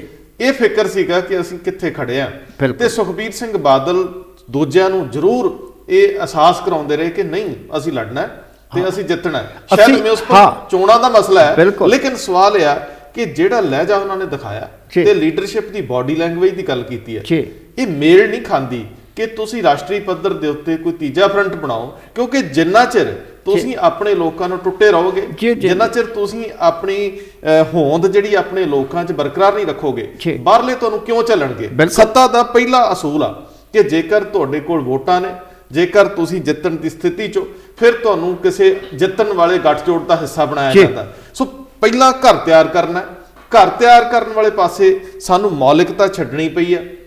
ਅਸੀਂ ਹਮੇਸ਼ਾ ਲਹਿਜਾ ਇਹੀ ਰੱਖਿਆ, ਸਟੇਟਮੈਂਟ ਦਿੰਦੇ ਆ, ਅਸੀਂ ਮੀਡੀਆ ਦੇ ਕੈਮਰਿਆਂ ਸਾਹਮਣੇ ਆਉਂਦੇ, ਲੇਕਿਨ ਪ੍ਰੈਕਟੀਕਲੀ ਜਿਹੜੀਆਂ ਸਾਡੀਆਂ ਸਿਧਾਂਤਕ ਚੀਜ਼ਾਂ ਸੀ ਉਹਨਾਂ ਨੂੰ ਅਸੀਂ ਟੱਚ ਹੀ ਨਹੀਂ ਕਰਦੇ। ਅਕਾਲੀ ਦਲ ਨੇ ਆਪਣੀ ਜੀਵਨ ਦੇ ਵਿੱਚ ਜੋ ਕੁਝ ਕੀਤਾ ਤੇ ਮੌਜੂਦਾ ਲੀਡਰਸ਼ਿਪ ਦਾ ਜਿਹੜਾ ਸਾਰੇ ਦਾ ਸਾਰਾ ਢਾਂਚਾ ਹੈ ਇਹ ਉਹਦੇ ਤੋਂ ਦੂਰ ਹੈ। ਸੋ ਲੋਕ ਕਹਿੰਦੇ ਆ ਕਿ ਜੇ ਤੁਸੀਂ ਆਪਣੇ ਲੋਕਾਂ ਨਾਲ ਨਹੀਂ ਜਾਂ ਲੋਕ ਤੁਹਾਡੇ ਪਿੱਛੇ ਨਹੀਂ। ਔਰ ਜਿਹੜੀ ਤੁਸੀਂ ਖਬਰ ਦੀ ਗੱਲ ਕੀਤੀ, ਉਸ ਖਬਰ ਦੇ ਵਿੱਚ ਜਿਹੜੀ ਚਿੰਤਾ ਦਾ ਮੇਨ ਕਾਰਨ ਦੱਸਿਆ ਗਿਆ ਕਿਸਾਨੀ, ਕਿ ਆਖਰ ਜਦੋਂ ਅਸੀਂ ਸਾਰੇ ਦਾਅਵੇ ਕੀਤੇ ਕਿ ਅਕਾਲੀ ਦਲ ਕਿਸਾਨਾਂ ਦੀ ਪਾਰਟੀ ਹੈ ਜੀ, ਕੀ ਕਾਰਨ ਹੋਇਆ ਕਿ ਕਿਸਾਨਾਂ ਨੇ ਇਸ ਪਾਰਟੀ ਨੂੰ ਆਪਣੀ ਮਾਂ ਪਾਰਟੀ ਨੂੰ ਕਹਿਤਾ ਕਿ ਤੁਸੀਂ ਸਾਡੇ ਨਾਲ ਨਹੀਂ ਤੁਰ ਸਕਦੇ। ਜੀ ਬਾਕੀ ਪਾਰਟੀਆਂ ਨੂੰ ਅਸੀਂ ਨਹੀਂ ਕਵਾਂਗੇ, ਅਸੀਂ ਭਾਜਪਾ ਦਾ ਦਾਅਵਾ ਨਹੀਂ ਕਰਦੇ ਕਿ ਉਹ ਕਿਸਾਨਾਂ ਦੀ ਪਾਰਟੀ ਹੈ, ਅਸੀਂ ਕਾਂਗਰਸ ਦਾ ਨਹੀਂ ਕਰਦੇ, ਹੋ ਸਕਦਾ ਕੁਝ ਲੀਡਰ ਜਿਹੜੇ ਆਗੂ ਹੋਣਗੇ ਕਿਸਾਨੀ ਨਾਲ ਜੁੜੇ, ਲੇਕਿਨ ਜਦੋਂ ਇਹ ਦਾਅਵਾ ਸੀ ਕਿ ਅਸੀਂ ਸਾਰੇ ਮਿੱਟੀ ਦੇ ਜਾਏ ਹਾਂ, ਫਿਰ ਇਹ ਹਾਲਾਤ ਬਣੇ ਤੇ ਕਿਉਂ ਬਣੇ। ਬਿਲਕੁਲ ਠੀਕ। ਔਰ ਦੂਸਰੀ ਗੱਲ, ਕਿਸਾਨੀ ਨੂੰ ਲੈ ਕੇ ਇਹ ਦੱਸਿਆ ਗਿਆ, ਆਪਣੇ ਵਰਕਰਾਂ ਨੂੰ ਸਮਝਾਇਆ ਗਿਆ ਸੁਖਬੀਰ ਬਾਦਲ ਹੋਰਾਂ ਵੱਲੋਂ ਕਿ ਅਸੀਂ ਕਿਸਾਨੀ ਲਈ ਕੀ ਕੀਤਾ ਹੋਇਆ ਹੈ। ਬਿਲਕੁਲ। ਔਰ ਜਿਹੜੀ ਇੱਕ ਹੋਰ ਜਿਹੜੀ ਖਬਰ ਇਹਦੇ ਵਿੱਚੋਂ ਕੈਪਸ਼ਨ ਦੇ ਵਿੱਚੋਂ ਆ ਕਿ ਆਉਣ ਵਾਲੇ ਦਿਨਾਂ 'ਚ ਅਕਾਲੀ ਦਲ ਇੱਕ ਐਸੀ ਫਿਲਮ ਲੈ ਕੇ ਆਏਗਾ ਜਿਹੜੀ ਦੱਸੇਗੀ ਕਿ ਅਕਾਲੀ ਦਲ ਨੇ ਕਿਸਾਨੀ ਲਈ ਕੀਤਾ ਕੀ ਹੈ। ਦੇਖੋ ਸਰਦਾਰ ਸਾਹਿਬ, ਅਕਾਲੀ ਦਲ ਦਾ ਜਿਹੜਾ ਖਾਸਾ ਸੀ ਉਹ ਪਿੰਡਾਂ 'ਚ ਸੀ ਤੇ ਕਿਸਾਨੀ 'ਚ ਸੀ। ਕੁਦਰਤੀ ਤੌਰ ਤੇ ਆ ਕਿ ਕਿਸਾਨੀ ਦੇ ਵਿੱਚ ਜੜਾ ਹੋਣ ਕਰਕੇ ਅਕਾਲੀ ਦਲ ਕਿਸਾਨੀ ਦੀ ਨੁਮਾਇੰਦਗੀ ਕਰਦਾ। ਬਿਲਕੁਲ। ਕਦੇ ਪ੍ਰਕਾਸ਼ ਸਿੰਘ ਬਾਦਲ ਦੀ ਗਵਰਨਮੈਂਟ ਕਈ ਕਿਸਾਨਾਂ ਦੀ ਜਾਂਦੀ ਸੀ ਜੀ, ਲੋਕਾਂ ਨੂੰ ਤੁਸੀਂ ਪਾਣੀ ਫ੍ਰੀ ਦਿੱਤਾ, ਬਿਜਲੀ ਫ੍ਰੀ ਦਿੱਤੀ ਜੀ, ਕਿਸਾਨਾਂ ਨੂੰ ਵੱਖ-ਵੱਖ ਮੌਕਿਆਂ ਤੇ ਜਿਵੇਂ ਫੋਕਲ ਪੁਆਇੰਟ ਮਿਲ ਗਏ, ਮੰਡੀਆਂ ਦਾ ਕਈ ਸਭ ਕੁਝ ਹੁੰਦਾ ਹੈ ਰਿਹਾ। ਜੀ। ਸਵਾਲ ਇਹ ਆ, ਉਹਦੇ 'ਚ ਕੋਈ ਦੋ ਰਾਵਾਂ ਨਹੀਂ, ਜੀ। ਲੋਕ ਮੰਨਦੇ ਆ। ਫਿਰ ਜਦੋਂ ਗੇਅਰ ਬਦਲਿਆ ਗਿਆ, ਹਾਂ, ਜਦੋਂ ਤੁਸੀਂ ਜਿਹੜੀ ਲੀਡਰਸ਼ਿਪ ਦੀ ਤਬਦੀਲੀ ਹੁੰਦੀ ਹੈ, ਸਹੀ ਗੱਲ, ਜਦੋਂ ਗੇਅਰ ਬਦਲਿਆ ਗਿਆ, ਜਦੋਂ ਤੁਸੀਂ ਕਾਰਪੋਰੇਟ ਕਲਚਰ ਅਪਣਾ ਲਿਆ, ਹਾਂ, ਜਦੋਂ ਤੁਸੀਂ ਲੀਡਰਸ਼ਿਪ ਵੀ ਜਿਹੜੀ ਆ ਉਹ ਵੱਡੇ ਘਰਾਂ ਦੀ ਲੈਣੀ ਸ਼ੁਰੂ ਕਰਤੀ, ਜੀ, ਜਦੋਂ ਤੁਹਾਡੇ ਕੋਲ ਵਰਕਰ ਮੋਢੇ ਪਰਨਾ ਰੱਖਣ ਵਾਲਾ ਗਵਾਚ ਗਿਆ, ਸਹੀ ਗੱਲ, ਜਦੋਂ ਤੁਸੀਂ ਕਾਰਪੋਰੇਟ ਘਰਾਣਿਆਂ ਦੇ ਵਿੱਚੋਂ ਆਪਣੇ ਐਮਐਲਏ ਚੁਣਨੇ ਸ਼ੁਰੂ ਕਰਤੇ, ਸਹੀ ਗੱਲ, ਉਦੋਂ ਤੋਂ ਤੁਹਾਡੀ ਜਿਹੜੀ ਉਹ ਡੋਰ ਸੀ ਰਿਸ਼ਤਿਆਂ ਦੀ, ਖੇਤੀ ਵਾਲੀ, ਜੀ, ਕਿਸਾਨੀ ਵਾਲੀ, ਉਹ ਤਿੜਕਣੀ ਸ਼ੁਰੂ ਹੋਈ। ਸਹੀ ਗੱਲ। ਅੱਜ ਦੇ ਦੌਰ 'ਚ ਦੇਖੋ ਕੋਈ ਦੋ ਰਾਵਾਂ ਨਹੀਂ ਕਿ ਸੁਖਬੀਰ ਸਿੰਘ ਬਾਦਲ ਦੇ ਜਿੰਨੇ ਪ੍ਰੋਗਰਾਮ ਹੈ ਕਿਸਾਨੀ ਦੇ ਹੱਕ 'ਚ ਦਿਸ ਰਹੇ ਇਹਨਾਂ ਦਿਨਾਂ 'ਚ, ਪਰ ਲੋਕ ਕਹਿੰਦੇ ਆ ਕਿ ਇਹ ਲੜਾਈ, ਜਿਹੜੀ ਲੜਾਈ ਅਸੀਂ ਸਿੰਘੂ ਤੇ ਲੜਦੇ ਹਾਂ, ਜੇ ਇਹ ਟੇਬਲ ਤੇ ਲੜ ਲਈ ਜਾਂਦੀ, ਸਿੰਘੂ ਜਾਣਾ ਕਿਉਂ ਪਈ। ਸਹੀ ਗੱਲ। ਸਭ ਤੋਂ ਪਹਿਲਾਂ ਜਦੋਂ ਇਹ ਆਰਡੀਨੈਂਸ ਆਉਂਦੇ ਆ, ਉਹ ਤੋਂ ਪਹਿਲਾਂ ਇੱਕ ਕਈ ਮਹੀਨਿਆਂ ਦੀ ਲੰਬੀ ਪ੍ਰਕਿਰਿਆ ਸੀ। ਆਖਰ ਜੇ ਤੁਸੀਂ ਉਹਨੂੰ ਸਮਝ ਨਹੀਂ ਸਕੇ ਤੇ ਤੁਸੀਂ ਉੱਥੇ ਭੇਜਣ ਵਾਲੇ ਨੁਮਾਇੰਦੇ ਐਸੇ ਕਿਉਂ ਭੇਜੇ ਜਿਹੜੇ ਸਮਝ ਨਹੀਂ ਸਕੇ। ਹੁਣ ਜਦੋਂ ਤੁਹਾਡੇ ਲੋਕ ਜਿਹੜੇ ਪਾਰਲੀਮੈਂਟ 'ਚ, ਤੁਹਾਡੇ ਲੋਕ, ਤੁਹਾਡੇ ਪਰਿਵਾਰ ਦੇ ਜੀ ਬੀਬਾ ਹਰਸਿਮਰਤ ਬਾਦਲ, ਆਖਰ ਉਸ ਚੀਜ਼ ਨੂੰ ਸਟੱਡੀ ਕਿਉਂ ਨਾ ਕਰ ਸਕੇ, ਸਮੈਲ ਕਿਉਂ ਨਾ ਕਰ ਸਕੇ। ਕੀ ਲੋਕ ਇਹ ਪੁੱਛਣਗੇ ਨਾ ਕਿ ਲੀਡਰ ਸਿਰਫ ਮਲਾਈ ਖਾਣ ਲਈ ਹੁੰਦੇ, ਲੀਡਰ ਸਿਰਫ ਕਾਰਾਂ ਝੋਟਣ ਲਈ ਹੁੰਦੇ, ਲੀਡਰ ਸਿਰਫ ਤੇ ਸਿਰਫ ਭਾਸ਼ਣ ਝਾੜਨ ਲਈ ਹੁੰਦੇ। ਕੀ ਆਪਣੇ ਸੂਬੇ ਦੇ ਹਿੱਤਾਂ ਨੂੰ ਸੁਰੱਖਿਅਤ ਰੱਖਣ ਲਈ ਮੌਕਾ ਬਮੌਕਾ ਫੈਸਲੇ ਲੈਣੇ ਤੇ ਪੈਂਤੜੇ ਅਪਣਾਉਣੇ ਉਹਨਾਂ ਦੀ ਡਿਊਟੀ ਨਹੀਂ? ਜੇ ਅਕਾਲੀ ਦਲ ਇਹ ਕੰਪੇਨ ਕਰਦਾ ਜਦੋਂ ਇਹ ਆਰਡੀਨੈਂਸ ਆਉਣੇ ਸੀ ਜਾਂ ਆਰਡੀਨੈਂਸ ਆ ਗਏ ਸੀ, ਜੇ ਅਕਾਲੀ ਦਲ ਪੰਜਾਬ ਦੇ ਵਿੱਚ ਬਿਗਲ ਵਜਾਉਂਦਾ ਕਿ ਸਾਡੇ ਵਿਰੋਧ ਦੇ ਬਾਵਜੂਦ ਸਾਨੂੰ ਸੁਣਿਆ ਨਹੀਂ ਗਿਆ ਤੇ ਆ ਰਹੇ ਜੇ ਖੇਤੀ ਲਈ ਘਾਤਕ ਆ ਤੇ ਆਓ ਲੜੀਏ, ਗੱਲ ਉਹ ਨਹੀਂ। ਜਦੋਂ ਪਤਾ ਲੱਗ ਗਿਆ ਕਿ ਫੰਦਾ ਗਲ 'ਚ ਆ, ਫਿਰ ਔੜ-ਪੌੜ ਸ਼ੁਰੂ ਕਰਤਾ ਕਿ ਸਾਨੂੰ ਫੰਦੇ ਤੋਂ ਲਾ ਲਓ। ਦੂਸਰਾ ਨੁਕਤਾ ਇਹ ਸਾਹਮਣੇ ਆ ਰਿਹਾ ਨਾ ਕਿ ਜਦੋਂ ਪ੍ਰਕਾਸ਼ ਸਿੰਘ ਬਾਦਲ ਬਾਕੀ ਸੂਬਿਆਂ ਨਾਲ ਗੱਲ ਕਰਨਗੇ ਕਿ ਤੁਹਾਡੀ ਆਰਥਿਕਤਾ ਜਿਹੜੀ ਆ, ਜਿਹੜਾ ਤੁਹਾਡਾ ਰੈਵਨਿਊ ਆ, ਜਿਹੜਾ ਤੁਹਾਡਾ ਟੈਕਸ ਆ, ਉਹਦੇ ਤੇ ਆ, ਔਰ ਜਿਹੜਾ ਟੈਕਸ ਆ ਉਹ GST ਦੇ ਰਾਹੀਂ ਕੇਂਦਰ ਦੀ ਸਰਦਾਰੀ ਬਣ ਕੇ ਰਹਿ ਗਿਆ। ਲੇਕਿਨ ਸਵਾਲ ਤੇ ਆ ਕਿ ਜਦੋਂ GST ਦਾ ਕਾਨੂੰਨ ਬਣ ਕੇ ਸਾਹਮਣੇ ਆਇਆ, ਕੀ ਉਸ ਵੇਲੇ ਅਕਾਲੀ ਦਲ ਨੇ ਉਸ ਦਾ ਵਿਰੋਧ ਕੀਤਾ ਸੀ? ਕੀ ਉਸ ਵੇਲੇ ਕੋਈ ਰਣਨੀਤੀ ਬਣਾਈ ਗਈ ਰਾਜਾਂ ਨੂੰ? ਉਸ ਵੇਲੇ ਵੀ ਰਾਜਾਂ ਨਾਲ ਸਲਾਹ ਕੀਤੀ ਜਾ ਸਕਦੀ ਸੀ। ਹੁਣ ਜਿਹੜੇ ਰਾਜਾਂ ਦੀਆਂ ਸਿਆਸੀ ਪਾਰਟੀਆਂ ਦੇ ਨਾਲ ਗੱਠਜੋੜ ਕਰਨਾ ਆ, ਉਹਨਾਂ ਦੇ ਵਿੱਚੋਂ ਤੁਹਾਡੇ ਸਾਹਮਣੇ ਆ ਕੇਰਲਾ ਦੀਆਂ ਚੋਣਾਂ ਆ ਰਹੀਆਂ, ਅਸਾਮ ਦੀ ਚੋਣ ਆ, ਤਾਮਿਲਨਾਡੂ ਦੀ ਆ, ਉੱਧਰੋਂ ਵੈਸਟ ਬੰਗਾਲ ਦੀ ਆ। ਉਹ ਸਾਰੇ ਰਾਜ ਜਿਹੜੇ ਨੇ ਚੋਣਾਂ ਵਾਲੇ ਪਾਸੇ, ਜੂਨ ਦੇ ਵਿੱਚ 5 ਸੂਬਿਆਂ 'ਚ ਚੋਣਾਂ ਹੋ ਰਹੀਆਂ ਨੇ। ਹੁਣ ਇਹ ਵੇਖਣਾ ਪਏਗਾ, ਉਹ ਲੋਕ ਵੀ ਦੇਖਣਗੇ। ਮਮਤਾ ਬੈਨਰਜੀ 4 ਵਾਰ ਮੁੱਖ ਮੰਤਰੀ ਹੈ, ਉਹ ਸੋਚਣਗੇ ਕਿ ਹੁਣ ਅਸੀਂ ਇੱਕ ਨਵਾਂ ਇਸ਼ੂ ਸ਼ੁਰੂ ਕਰਕੇ ਇੱਧਰ ਨੂੰ ਹੋਣਾ ਜਾਂ ਆਪਣਾ ਅਗਲੀ ਵਾਰੀ ਮੁੱਖ ਮੰਤਰੀ ਦੀ ਕੁਰਸੀ ਬਚਾਉਣੀ ਆ। ਦੇਖੋ ਗੱਲ ਇਹ ਆ ਕਿ ਜਦੋਂ ਸਰਦਾਰ ਸਾਹਿਬ ਹਰ ਚੀਜ਼ ਤੁਸੀਂ ਇਲੈਕਸ਼ਨ ਲਈ ਕਰੋਗੇ, ਹਾਂ, ਤੇ ਫਿਰ ਕੁਦਰਤੀ ਤੌਰ ਤੇ ਤੁਸੀਂ ਲੋਕ ਹਿੱਤਾਂ ਨਾਲ ਜੁੜੇ ਨਹੀਂ ਰਹਿ ਸਕਦੇ ਜੀ, ਤੁਹਾਨੂੰ ਜਮਾ ਘਟਾਓ ਕਰਨੀ ਪੈਂਦੀ। ਬਿਲਕੁਲ। ਲੇਕਿਨ ਕਈ ਐਸੀਆਂ ਮੂਵਮੈਂਟਸ ਦੇ ਵਿੱਚੋਂ ਲੀਡਰ ਨਿਕਲ ਕੇ ਆਏ ਜਿਹੜੀਆਂ ਹੈ ਹੀ ਲੋਕਾਂ ਦੀਆਂ। ਹਾਂ, ਇਹਦਾ ਮਤਲਬ ਹੈ ਕਿ ਜਦੋਂ ਤੁਸੀਂ ਲੋਕਾਂ ਦੀ ਲੜਾਈ ਲੜਦੇ ਹੋ, ਲੋਕ ਤੁਹਾਨੂੰ ਅਸਮਾਨ ਤੇ ਬਿਠਾ ਦਿੰਦੇ। ਬਿਲਕੁਲ। ਸਵਾਲ ਇਹ ਹੈ ਕਿ ਅਕਾਲੀ ਦਲ ਨੇ ਜਿਸ ਤਰ੍ਹਾਂ ਦਾ ਤੌਰ ਤਰੀਕਾ ਅਪਣਾ ਲਿਆ ਜੀ। ਇੱਕ ਪੰਜਾਬੀ ਟ੍ਰਿਬਿਊਨ ਦੇ ਵਿੱਚ ਕੱਲ ਦਾ ਇੱਕ ਆਰਟੀਕਲ ਸੀਗਾ, ਮੇਰੇ ਖਿਆਲ 'ਚ ਰਣਜੀਤ ਭੁੱਲਰ ਦਾ ਹੀ ਸੀ, ਜਿਹਦੇ ਵਿੱਚ ਉਹ ਡਾਟਾ ਦੇ ਰਿਹਾ ਕਿ ਬਹੁਤ ਸਾਰੇ ਕਾਰਪੋਰੇਟ ਘਰਾਣਿਆਂ ਨੇ ਜਿਹੜਾ ਸਿਆਸੀ ਬੰਦਿਆਂ ਨੂੰ ਫਾਇਦਾ ਦਿੱਤਾ ਜੀ, ਤੇ ਉਹ ਵੱਡੀ ਖਬਰ ਸੀ ਕਿ ਕਰੋੜਾਂ ਰੁਪਏ ਇਹਨਾਂ ਦੀ ਜੇਬ 'ਚ ਜਾ ਰਹੇ ਆ। ਹੁਣ ਉਹਦੇ ਵਿੱਚ ਜ਼ਿਆਦਾ ਵਿਸਥਾਰ ਦੇਣ ਦੀ ਸਾਨੂੰ ਲੋੜ ਨਹੀਂ, ਲੋਕ ਜਾਣਦੇ ਆ ਕਿ ਉਹ ਕੰਪਨੀਆਂ ਕਿਹਨਾਂ ਦੀਆਂ, ਤੇ ਕਰੋੜਾਂ ਰੁਪਏ, ਲਗਭਗ ਲੱਖਾਂ ਡੇਲੀ ਜਾ ਰਹੇ ਆ ਕਿਰਾਇਆਂ ਦੇ ਰੂਪ 'ਚ। ਜਦੋਂ ਪਤਾ ਲੱਗ ਜਾਂਦਾ ਹੈ ਕਿਸੇ ਮੁੱਖ ਮੰਤਰੀ ਜਾਂ ਉਹਦੇ ਅੱਗੇ ਜਿਹੜੇ MLA ਆ ਜਾਂ ਉਹਦੇ ਮੰਤਰੀ ਨੇ, ਚਹੇਤੇ ਜਿਹੜੇ ਲੋਕ ਹੁੰਦੇ ਨੇ, ਕਿ ਕਿਸ ਖੇਤਰ ਦੇ ਵਿੱਚ ਇਨਵੈਸਟਮੈਂਟ ਹੋਣ ਵਾਲੀ। ਬਿਲਕੁਲ ਪ੍ਰਾਈਵੇਟ ਸੈਕਟਰ ਕਿੱਥੇ 100-200 ਕਰੋੜ ਲਾਉਣ ਵਾਲਾ, ਇਹ ਆਪਣੀਆਂ ਜ਼ਮੀਨਾਂ ਹੀ ਉੱਥੋਂ ਖਰੀਦ ਲੈਂਦੇ ਆ, ਉੱਥੇ ਜ਼ਮੀਨਾਂ ਖਰੀਦ ਕੇ ਆਪਣਾ ਹੀ ਉਹਨਾਂ ਨੂੰ ਮੁੜ ਕੇ ਕਿਰਾਏ ਤੇ ਦੇ ਦਿੰਦੇ ਆ। ਜਦੋਂ ਕਿਤੇ ਹਾਈਵੇ ਨਿਕਲਣੇ ਹੁੰਦੇ ਆ ਪਤਾ ਲੱਗ ਜਾਂਦਾ ਜ਼ਮੀਨ ਉੱਥੇ ਖਰੀਦੀਆਂ ਜਾਂਦੀਆਂ। ਸੋ ਜਦੋਂ ਸੱਤਾ 'ਚ ਰਹਿਣ ਵਾਲੇ ਹਾਬੜੇ ਹੋਣ, ਜਦੋਂ ਕੋਈ ਵੀ ਪਾਰਟੀ ਹੋਵੇ ਸੱਤਾ 'ਚ ਰਹਿਣ ਵਾਲੇ ਸਦਾ ਇਹ ਵੇਖਣ ਕਿ ਜਿੱਥੋਂ ਆ ਬੈਨੀਫਿਟ ਮਿਲਣ ਵਾਲਾ, ਜਦੋਂ ਸਹੁੰ ਚੁਕਾਈ ਜਾਂਦੀ ਉਹਦਾ ਮਤਲਬ ਇਹੀ ਹੁੰਦਾ, ਸਹੁੰ ਦਾ ਮਤਲਬ ਇਹੀ ਹੁੰਦਾ ਕਿ ਤੁਸੀਂ ਅਹੁਦੇ ਦੀ ਗੱਲ ਇਹ ਹੈ ਨਾ ਜੀ, ਬਾਕੀ ਤੇ ਬੈਨੀਫਿਟ ਇੱਕ ਪਾਸੇ, ਤੇ ਜਦੋਂ ਆਮਦਨ ਬੰਦ ਹੋ ਜਾਵੇ ਜਾਂ ਗਾਂ ਰਾਹ ਬੰਦ ਹੋ ਜਾਵੇ ਵੀ ਜਿੰਨਾ ਕੁ ਕਮਾ ਲਿਆ ਇਹੋ ਹੀ ਖਾਣਾ ਪੈਣਾ ਤੋੜ ਕੇ ਭੋਰ ਕੇ, ਤੇ ਜੇ ਹੁਣ ਅੱਗੇ ਵੀ ਆਸ ਨਾ ਕੀਤੀ ਜਾਵੇ, ਹੁਣ ਅੱਗਾ ਵੀ ਸੋਚਣਾ ਨਾ ਕਿ ਜਿੱਥੇ ਪੁੱਜ ਗਏ ਆ ਕਿ ਇੱਥੋਂ ਵਾਪਸੀ ਹੈ ਜਾਂ ਨਹੀਂ ਹੈ ਜੀ। ਸੂਬੇ ਦੀ ਵਾਪਸੀ ਵੀ ਜ਼ਰੂਰੀ ਹੈ, ਸੂਬੇ 'ਚ ਵੀ ਵਾਪਸੀ ਜ਼ਰੂਰੀ ਹੈ, ਕਿਉਂਕਿ 2021 ਦੇ ਵਿੱਚ ਤੁਹਾਡੇ ਸਾਹਮਣੇ ਦਿੱਲੀ ਕਮੇਟੀ ਦੀਆਂ ਚੋਣਾਂ ਆ ਰਹੀਆਂ, ਸ਼੍ਰੋਮਣੀ ਕਮੇਟੀ ਚੋਣ ਦੀ ਵੀ ਸੰਭਾਵਨਾ ਬਣਦੀ ਜਾ ਰਹੀ ਹੈ, ਉਹਦੇ ਤੋਂ ਬਾਅਦ 2022 ਆਉਣਾ, ਫਿਰ 2024 ਆਉਣਾ। ਲੇਕਿਨ ਇਹਦੇ ਨਾਲ ਦੋ ਲੜਾਈਆਂ ਜਿਹੜੀਆਂ ਇਸ ਵੇਲੇ ਅਕਾਲੀ ਦਲ ਲੜਨ ਦੀ ਇੱਛਾ ਬਣਾ ਕੇ ਬੈਠਾ। ਇੱਕ ਤੇ ਜਿਹੜੀ ਕੇਂਦਰ ਦੇ ਵਿੱਚ ਸੱਤਾਧਾਰੀ ਧਿਰ ਆ, ਜਿਹਦੇ ਨਾਲ 40 ਸਾਲ ਦੀ ਭਾਈਵਾਲੀ ਸੀ, ਜਿਹੜੀ ਹੁਣ ਕਹਿੰਦੀ ਕਿ ਨਹੀਂ ਪਰੇ ਹੋ ਕੇ ਖਲੋ, ਵੀ ਉਹਨੂੰ ਵੀ ਡਰਾਉਣ ਦੀ ਪ੍ਰਕਿਰਿਆ ਜਿਹੜੀ ਆ ਹੁਣ ਸ਼ੁਰੂ ਕਰ ਦੇਣੀ ਹੈ। ਦੇਖੋ, ਜਦੋਂ ਕਿਸਾਨਾਂ ਨੇ ਬੀਜੇਪੀ ਸਰਕਾਰ ਜਿਹੜੀ ਕੇਂਦਰ ਦੀ ਉਹਦੇ ਨੱਕ 'ਚ ਦਮ ਕਰਤਾ, ਤੇ ਪ੍ਰਦੇਸ਼ ਬੀਜੇਪੀ ਜਿਹੜੀ ਪੰਜਾਬ ਵਾਲੇ ਆ ਜੀ, ਇਹਨਾਂ ਦਾ ਵੀ ਬੁਰਾ ਹਾਲ ਆ। ਬਿਲਕੁਲ ਉਸ ਵੇਲੇ ਕੋਈ ਹੋਰ ਪਾਰਟੀ ਮਾੜੇ ਮੋਟੇ ਡਰਾਵੇ ਉਹਨਾਂ ਨੂੰ ਦਵੇ, ਫਰਕ ਨਹੀਂ ਪੈਂਦਾ। ਹਾਂ, ਜਿਹੜੀ ਕੇਂਦਰ 'ਚ ਸੱਤਾ ਕਰ ਰਹੀ, ਰਾਜ ਕਰ ਰਹੀ ਧਿਰ, ਉਹਨੂੰ ਕੀ ਫਰਕ ਪੈਂਦਾ ਕਿ ਸਟੇਟ ਦਾ ਕੋਈ ਲੀਡਰ ਉਹਨੂੰ ਗਾਲਾਂ ਕੱਢੀ ਜਾਵੇ। ਸਵਾਲ ਤੇ ਉਹਨਾਂ ਲਈ ਕਿਸਾਨਾਂ ਵਾਲਾ ਵਾ ਜਿਹਨੂੰ ਉਹ ਹੱਲ ਕਰਨਾ ਚਾਹੁੰਦੇ ਆ। ਲੇਕਿਨ ਸੁਖਬੀਰ ਸਿੰਘ ਬਾਦਲ ਔਰ ਪ੍ਰਕਾਸ਼ ਸਿੰਘ ਬਾਦਲ, ਇਹਨਾਂ ਦੇ ਉਸ ਘੇਰੇ 'ਚ ਰਿਸ਼ਤੇ ਇਹੋ ਜਿਹੇ ਆ ਕਿ ਲੋਕ ਅਜੇ ਵੀ ਸ਼ੱਕ ਕਰਦੇ ਆ ਕਿ ਇਹ ਇੱਕ ਨਾ ਇੱਕ ਦਿਨ ਜੱਫੀ ਮੁੜ ਕੇ ਪੈ ਸਕਦੀ ਜੀ। ਸੱਤਾ ਪ੍ਰਾਪਤੀ ਲਈ ਬੀਜੇਪੀ ਦਾ ਵੀ ਟਰੈਕ ਰਿਕਾਰਡ ਇਹੀ ਆ, ਉਹ ਕਿਸੇ ਵੀ ਹੱਦ ਤੱਕ ਜਾ ਸਕਦੇ, ਉਹ ਕਿਸੇ ਨੂੰ ਵੀ ਆਪਣੇ ਪਾਲੇ 'ਚ ਕਰ ਸਕਦੇ ਤੇ ਕਿਸੇ ਨਾਲ ਵੀ ਦੂਰੀ ਬਣਾ ਲਈ। ਉਹਨਾਂ ਦੀ ਪੱਕੀ ਯਾਰੀ ਕਿਸੇ ਨਾਲ ਨਹੀਂ। ਤੁਸੀਂ ਨਤੀਸ਼ ਕੁਮਾਰ ਨੂੰ ਦੇਖ ਹੀ ਰਹੇ, ਹਾਂ, ਹੁਣ ਜੋ ਉੱਥੇ ਵਾਪਰ ਰਿਹਾ, ਉਹਨਾਂ ਦੀ ਚੰਗੀ ਭਲੀ ਚੱਲਦੀ ਰਾਜਸੱਤ ਹੈ। ਹਾਂ, ਬਿਹਾਰ ਦੇ ਵਿੱਚ ਇਹਨਾਂ ਦੀ ਇੱਜ਼ਤ ਨਤੀਸ਼ ਨੇ ਬਚਾਈ ਪਹਿਲੀ ਵਾਰੀ। ਪਿਛਲੀ ਵਾਰੀ ਉਹਨੇ ਲਾਲੂ ਦੇ ਮੁੰਡੇ ਨੂੰ, ਲਾਲੂ ਪ੍ਰਸ਼ਾਦ ਦੀ ਪਾਰਟੀ ਨੂੰ ਛੱਡ ਕੇ ਇਹਨਾਂ ਨਾਲ ਸਾਂਝ ਪਾ ਲਈ। ਸਿਧਾਂਤਕ ਤੌਰ ਤੇ ਜਿੱਤੇ ਤਾਂ ਜਿੰਨੀਆਂ ਸੀਟਾਂ ਸੀ, ਇੱਕ ਗਠਬੰਧਨ ਜਿੱਤਿਆ ਸੀ, ਲੇਕਿਨ ਇਹਨਾਂ ਨੇ ਮਿੰਟ ਨਹੀਂ ਲਾਇਆ ਕਿਸੇ ਹੋਰ ਰਾਜ ਵਿੱਚ ਉਹਨਾਂ ਦੇ 6-7 MLA ਤੋੜਦਿਆਂ। ਸੋ ਇਹਨਾਂ ਲਈ ਇਹ ਸੌਦੇ ਕਰਨੇ ਸੱਤਾ ਲਈ। ਬੀਜੇਪੀ ਨਾਲ ਕਦੋਂ ਬਾਦਲਾਂ ਦੀ ਗਲਵਕੜੀ ਪੈ ਜਾਏ ਤੇ ਬਾਦਲ ਕਦੋਂ ਬੀਜੇਪੀ ਦੇ ਖਿਲਾਫ ਬੋਲਣ, ਇਹਦਾ ਕੋਈ ਦਿਨ ਟਿਕਾਣਾ ਤੈਅ ਨਹੀਂ। ਪਰ ਸਰਦਾਰ ਸਾਹਿਬ, ਜੇ ਆਪਾਂ ਇਸ ਤੋਂ 2 ਕਦਮ ਅੱਗੇ ਚੱਲਦੇ, ਜਦੋਂ ਅਸੀਂ ਨਵੇਂ ਸਾਲ 'ਚ ਦਾਖਲ ਹੋਏ ਹਾਂ ਤੇ ਕੈਪਟਨ ਅਮਰਿੰਦਰ ਸਿੰਘ ਦੀ ਗਵਰਨਮੈਂਟ ਨੂੰ ਦੇਖਣਾ ਵੀ ਬਣਦਾ ਹੈ। ਕੈਪਟਨ ਅਮਰਿੰਦਰ ਸਿੰਘ ਭਾਵੇਂ ਇਸ ਸਾਰੇ ਕਿਸਾਨੀ ਸੰਕਟ 'ਚ ਆਪਣੇ ਆਪ ਨੂੰ ਬਚਾ ਕੇ ਲੰਘਣ 'ਚ ਅਜੇ ਤੱਕ ਕਾਮਯਾਬ ਰਹੇ, ਭਾਵੇਂ ਉਹਨਾਂ ਨੇ ਸਮਾਰਟਫੋਨ ਵੰਡ ਦਿੱਤੇ ਆ, ਲੇਕਿਨ ਪੰਜਾਬ ਦੇ ਜਿਨ੍ਹਾਂ ਮਸਲਿਆਂ ਨੂੰ ਲੈ ਕੇ ਲੋਕਾਂ ਨੇ ਉਹਨਾਂ ਨੂੰ ਇੱਕ ਭਾਰੀ ਬਹੁਮਤ ਦਿੱਤਾ ਸੀ। ਸਹੀ ਗੱਲ, ਉਹ ਸੀ ਪੰਜਾਬ ਦੇ ਬਹੁਤ ਬੁਰੇ ਤਰ੍ਹਾਂ ਨੁਕਸਾਨੇ ਜਾਣ ਦਾ। ਸਹੀ ਗੱਲ, ਉਹ ਜੇ ਉੱਥੇ ਖਲੋਤੇ ਨੇ ਹਰ ਖੇਤਰ 'ਚ।